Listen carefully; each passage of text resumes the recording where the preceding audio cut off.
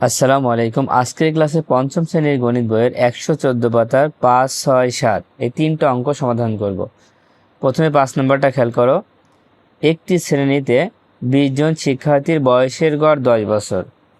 শ্রেণীতে আরও 10 জন শিক্ষার্থী নতুন ভর্তি হওয়ায় তাদের বয়সের গড় 11 বছর হলো। তাহলে নতুন শিক্ষার্থীদের বয়সের গড় কত? দেখো ভালো করে খেয়াল করো। প্রথমে দেওয়া আছে 20 জন শিক্ষার্থীর বয়সের গড় 10 বছর। 20 জন শিক্ষার্থীর বয়সের গড় দেওয়া আছে 10 বছর। আমরা তো জানি যদি গড় দেওয়া থাকে তাহলে কি বের করতে হয়? মোট বয়স বের করতে হয়। তার মানে আমরা প্রথমে বের করব 20 জন শিক্ষার্থীর মোট বয়স কত। আর মোট বয়স বের করতে হলে এই 20-এর সাথে এই 10 কি করতে হবে? গুণ করতে হবে। গুণ করার পরে দেখো বলা হচ্ছে আরও 10 জন নতুন শিক্ষার্থী ভর্তি হলো। দেখো আগে ছিল 20 জন, এখন যদি 10 জন নতুন শিক্ষার্থী ভর্তি হয় তাহলে মোট কতজন হবে? 30 জন হবে। 10 আর 20 30 জন। সেই 30 জনের গড় বয়স দেওয়া আছে 11 বছর। 30 জনের গড় বয়স দেওয়া আছে 11 বছর। এখান থেকে আমরা 30 জনের মোট বয়স বের করব। তখন কি করব? 11-এর সাথে ওই 30 গুণ করব। চলো এবার আমরা খাতায় অঙ্কটা শুরু করি। তাহলে 5 নম্বর অঙ্কটা করার জন্য প্রথম কাজ হচ্ছে এই 20 জন শিক্ষার্থীর গড় বছর দেওয়া আছে এটা তুলে নেব। তাই লিখব 20 জন শিক্ষার্থীর গড় বয়স। 20 জন শিক্ষার্থীর গড় বয়স কত দেওয়া আছে? 10 বছর। আমরা এখানে লিখবো হচ্ছে 10 বছর। তো গড় বয়স লেখার পরে এবারে মোট বয়স বের করবো। তাই লিখবো 20 জন শিক্ষার্থীর মোট বয়স। মোট বললে গুণ হবে, এই 10 আর 20 গুণ করবো। দেখো 20 গুণ 10 অথবা 10 গুণ 20, যেটা খুশি দিতে পারো।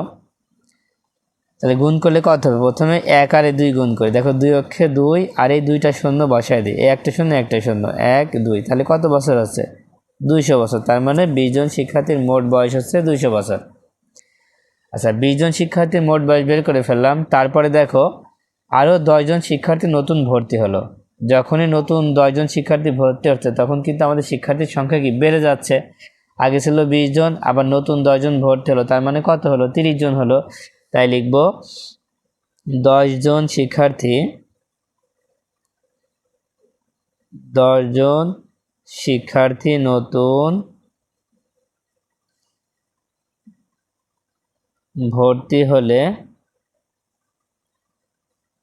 মোট শিক্ষার্থী হবে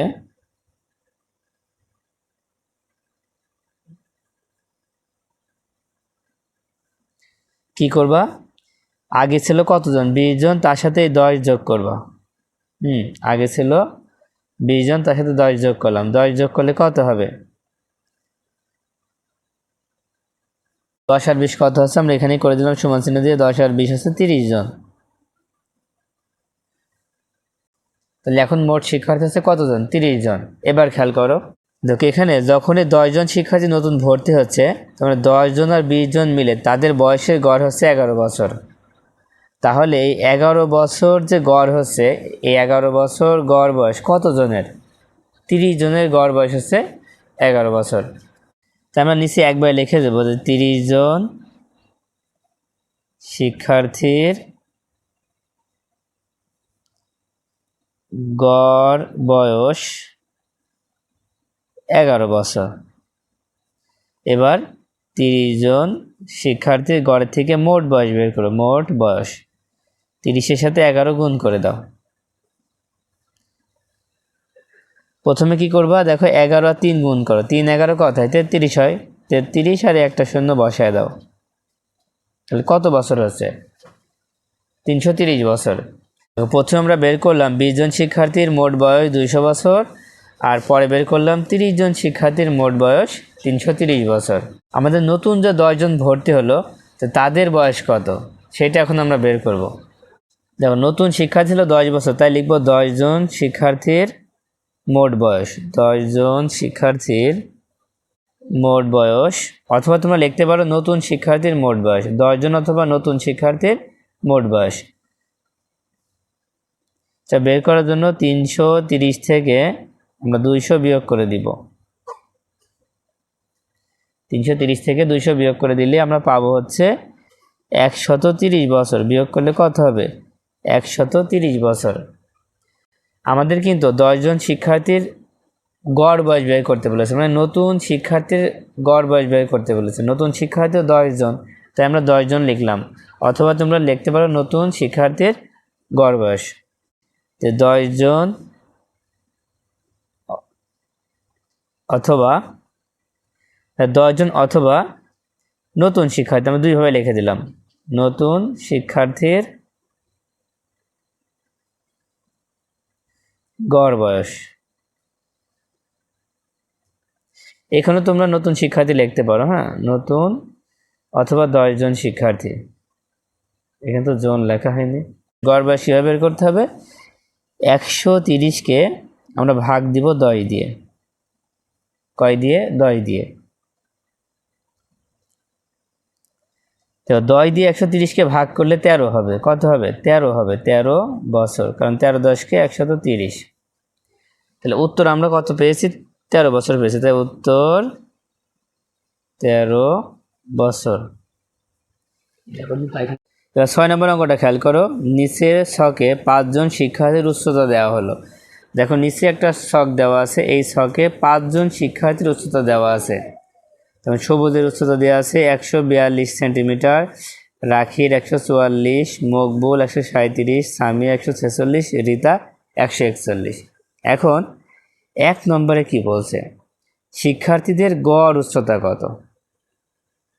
দেখো এখানে যে 5 জন শিক্ষার্থী আছে তাদের গড় উচ্চতা কত? দেখো গড় উচ্চতা বের করতে হলে প্রথম কাজ হচ্ছে এই 5 জন শিক্ষার্থীর মোট উচ্চতা বের করতে হবে।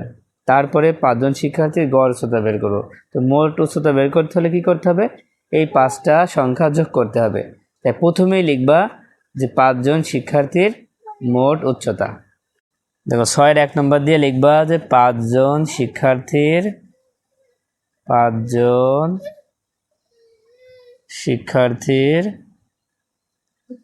মোট উচ্চতা।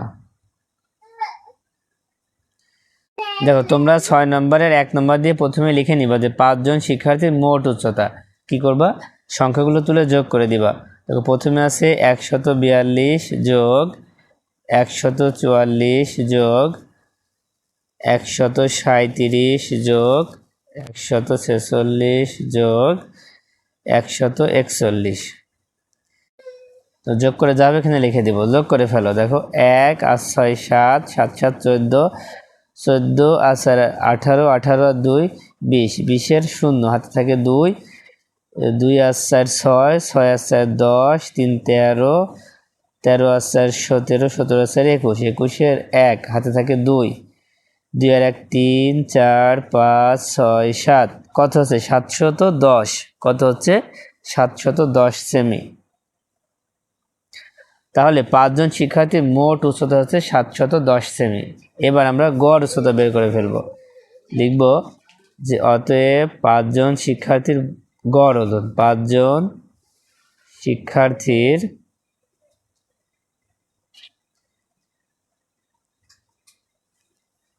শিক্ষার্থীর গড় উচ্চতা।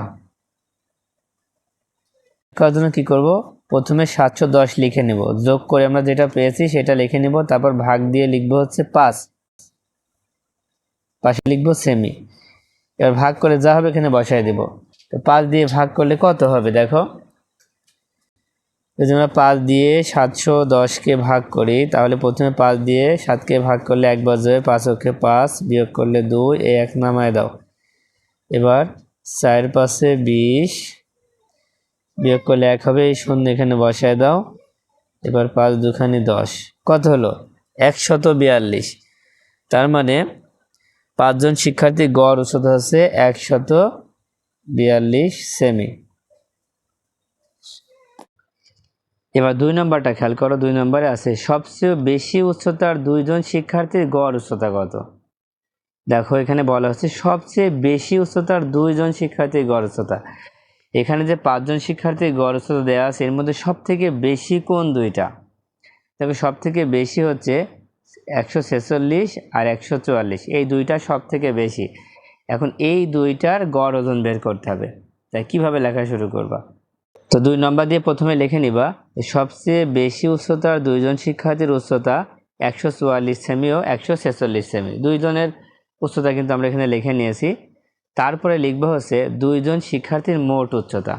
যেহেতু আমাদের গড় উচ্চতা বের করতে হবে, তাই প্রথমে লিখতে হবে যে দুইজন শিক্ষার্থীর মোট উচ্চতা। মোট উচ্চতা বললে কি করতে হবে, এই দুইটা সংখ্যা যোগ করতে হবে। দেখো 144 যোগ 146, এই দুইটা যোগ করলে হবে হচ্ছে 290। এবার মোট উচ্চতাকে আমরা গড় উচ্চতা বের করব, তাই লিখব দুইজন শিক্ষার্থীর গড় উচ্চতা। গড় উচ্চতা বের করার জন্য কি করব, মোট যে উচ্চতা আছে সে মোট উচ্চতাকে 2 দিয়ে ভাগ করব। 290 ভাগ 2, 290কে 2 দিয়ে ভাগ করলে কত হবে, 145 সেমি হবে। তোমরা তো ভাগ করতে পারো, তাই আমি আর করে দেখাচ্ছি না। তো 290কে 2 দিয়ে ভাগ করলে হবে 145 সেমি। এটাই কিন্তু উত্তর। তাহলে আমরা দুইজন শিক্ষার্থী গড় উচ্চতা পেয়ে গিয়েছি 145 সেমি।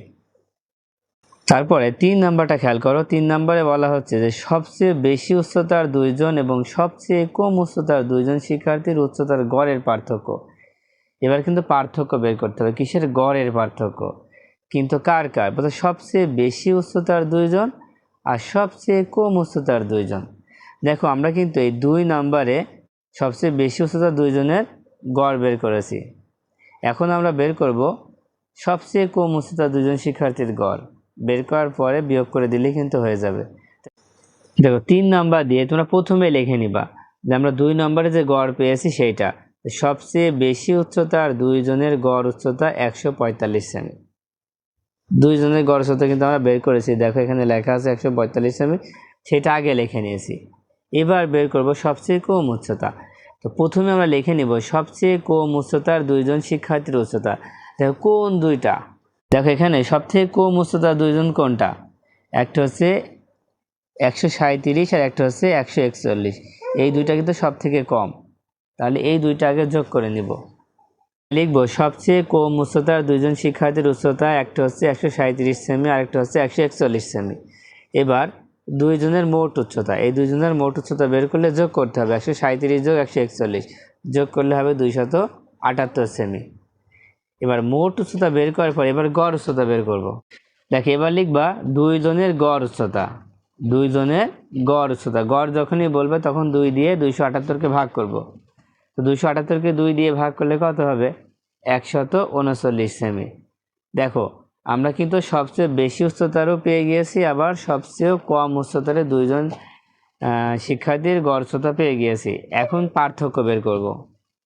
তো পার্থক্য বের করার জন্য লিখবা, প্রথমে লিখবা পার্থক্য। পার্থক্য বলে সবচেয়ে বেশি উচ্চতার দুইজনের গড় কত ছিল, 145, আর সবচেয়ে কম উচ্চতার দুজনের গড়ের পার্থক্য হচ্ছে 139। তাই 145 থেকে 139 বিয়োগ করে দিব।